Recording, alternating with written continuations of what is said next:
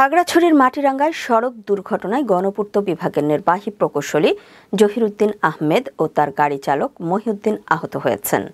18 মে শনিবার দুপুর 12:30টার দিকে মাটিরাঙ্গার সাপমারা এলাকায় এ দুর্ঘটনা ঘটে। জানা যায়, চট্টগ্রাম থেকে নিজ কর্মস্থল খাগড়াছড়িতে ফিরছিলেন খাগড়াছড়ি গণপূর্ত অধিদপ্তরের নির্বাহী প্রকৌশলী জহিরুদ্দিন আহমেদ। পথে গুইমারায় নির্মাণাধীন মডেল মসজিদ, মাটিরাঙ্গা মডেল মসজিদ সহ বিভিন্ন স্থানে কয়েকটি চলমান ও বাস্তবায়িত উন্নয়ন কাজ পরিদর্শন করেন তিনি।